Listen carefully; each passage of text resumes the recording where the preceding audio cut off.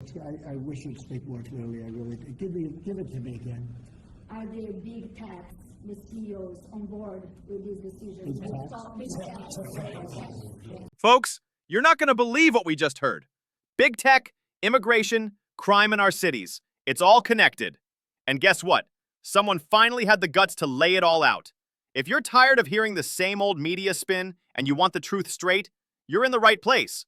Before we dive into this reaction, make sure you smash that like button, hit subscribe, and share this video with your friends and family. Patriots need to hear this message, because if we don't stand up for our country, who will? Big tech, yeah.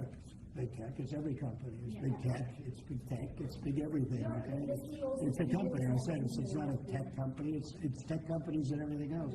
It's companies having a hard time getting people to be able to stay in the country. It's very difficult. Now, if you want to walk through the border, you can, no problem. People say, well, the best way to come in is walk right through the border, but they can't do that anymore, because under our administration, the border is totally closed. You can only come in if you come in legally, and that's the way it's been, and that's the way it should be. And we're taking a lot of people out of the country that are here from prisons, from jails, from mental institutions, and even insane asylums, people that are crazy. We're taking them out of the country. We're getting them out of the country because you can't have a country like that. And I tell you, Christie and Tom Holman and all of the people that have worked so hard on this, they've done an unbelievable job. And I think we're getting great marks for it. People feel safe. Washington, D.C. is just the beginning. We brought the numbers down in Chicago a little bit by having the FBI in there for the last 5 months.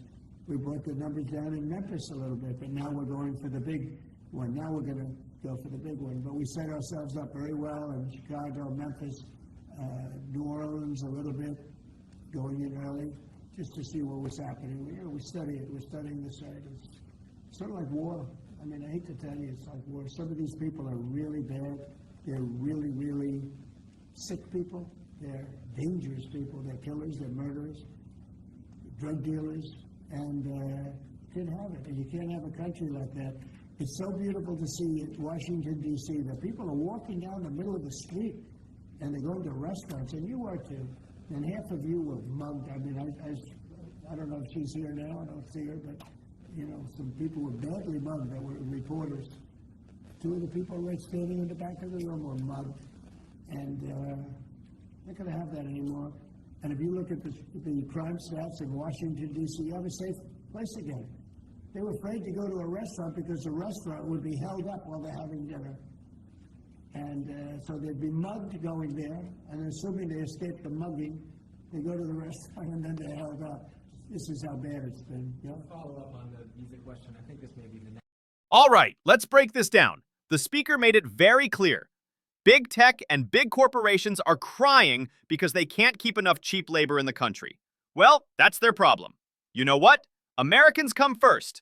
Legal citizens. Hardworking men and women who built this country. That's who we fight for. And I love how he said it. The border is closed. You don't just walk in anymore. That's exactly how it should be. No more open border nonsense. No more criminals slipping through the cracks. He even talked about deporting people from prisons, jails, and insane asylums. Think about that. We've had dangerous criminals, murderers, and drug dealers hiding out in our communities. And finally, someone's doing something about it. Then there's crime in our cities. Chicago, Memphis, New Orleans, these places have been war zones because of soft policies. The FBI had to step in, and the numbers started dropping. That's proof that when you enforce the law and stop coddling criminals, people feel safe again. And Washington, D.C., the crime there was so bad that reporters themselves were getting mugged on the streets. Restaurants were being held up while families were just trying to have dinner. That's not America. But now, we're seeing people walking the streets safely again. That's what law and order looks like. Friends, this isn't complicated. Protect the border, enforce the law, deport the criminals, and give American citizens the safe country they deserve. That's common sense, but the left calls it controversial. I call it patriotism. Now, I want to hear from you. Do you think closing the border and cracking down on crime is the right move? Or do you think the critics are right? Drop a comment below, because this is the conversation patriots need to be having right now. Asterisk.